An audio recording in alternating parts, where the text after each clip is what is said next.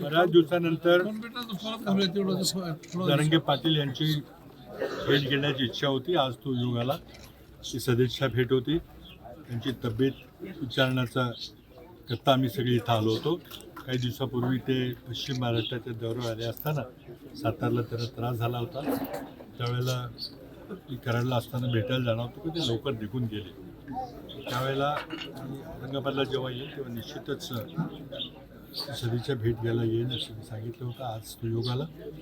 मराठा समाजाकरता त्यांनी प्रचंड मोठं स्वाभिमानी आंदोलन उभं केलेलं आहे. त्याची आधुनिक इतिहासात त्याची तोड नाही. मी या निमित्तानं त्यांना सदिच्छा दिल्या. त्यांच्या तब्येतीची काळजी घेण्याबद्दल विनंती केली. आणि बाकी त्यांचा जो काही निर्णय घेते ते तुम्हाला सांगतो. सर, मला काय सांगाल, तुम्ही पहिल्यांदा तुम्ही मुख्यमंत्री असताना पहिल्यांदा मराठा समाजाला आणि मुस्लिम समाजाला आरक्षण दिलं होतं. आता ही वस्तुस्थिती आहे की 1902 साली शाहू महाराजांनी कोल्हापूर संस्थानामध्ये पहिल्यांदा मराठा समाजाला मागासवर्गामध्ये 50% आरक्षण दिलं. त्यावेळेपासून मराठ्यांची सुप्त इच्छा आहे. आज मंडल आयोग असेल किंवा काका कालेलकर आयोग असेल, त्यांनी महाराष्ट्रामधल्या मराठ्यांना मागास समजण्यामध्ये विरोध केला. परंतु आज कर्नाटकमध्ये मराठा समाज हा ओबीसीमध्ये धरला जातो. मध्य प्रदेशमध्ये मराठा समाज ओबीसी धरला जातो, पण महाराष्ट्रात ते होत नाही. त्यामुळं वेगवेगळ्या प्रकारे आम्ही आरक्षण द्यायचा प्रयत्न केला.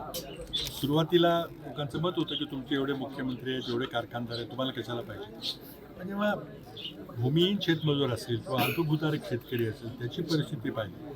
आज शिक्षणाच्या खाजगीकरणामुळे शिक्षण घेणं अशक्य झालेलं आहे. त्यामुळं मग लोकांना एक आशेचा किरण वाटतो की आपण सरकारी नोकरीमध्ये जर आरक्षण आपल्याला मिळालं तर आपल्याला सरकारी नोकरी मिळेल. पण तो महत्त्वाचा निर्णय सरकारला घ्यावा लागेल.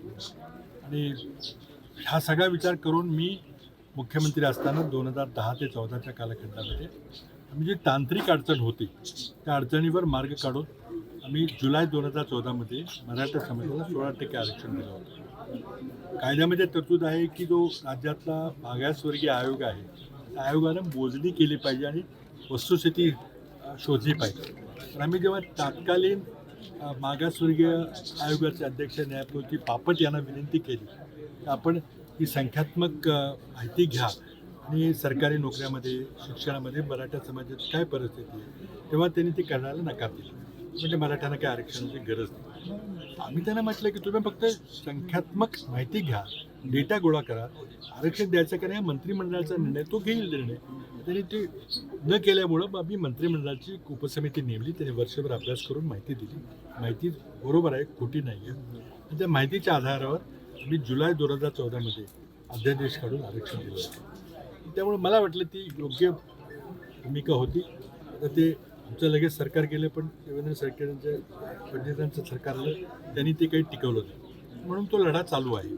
मला एक समाधान आहे की या लढ्याला महाराष्ट्र राज्याची निर्मिती झाल्यानंतर पहिल्यांदा जर कोणी वाचा फोडली असेल की ते आमच्या आघाडी सरकारने.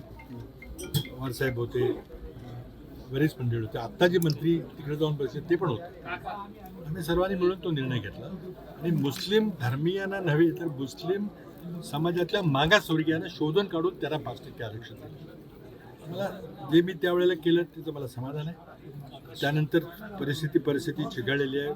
समाजाला फसवलं गेलं अशी माझी मानसिकता आहे. 2018चा जो कायदा झाला तो अधिकार नसताना, देवेंद्र फडणवीस मुख्यमंत्री असताना त्यांना अधिकार नसताना तो कायदा केला, तो सुप्रीम कोर्टात रद्द झाला. त्यामुळे आता हे आंदोलनाचा मार्ग आहे. जरांगे पाटलांनी प्रचंड मोठं आंदोलन, ऐतिहासिक आंदोलन केलं आणि ते सेल्फलेस आंदोलन, स्वतःच्या हिताकरता स्वार्थाकरता कुठं काही पद मिळावं, काही बोर्ड मिळावं, कमिटी मिळावी, आमदार खासदार म्हणून नव्हे, म्हणून लोक इतक्या मोठ्या संख्येने मागोवे. या मागणीवर सरकारही विचार करत नाही आणि विरोधी पक्षही भूमिका स्पष्ट करत मी नाही बघा. आम्हाला 2 वेळेला एकनाथ शिंदे यांनी मीटिंगला बोलवलं.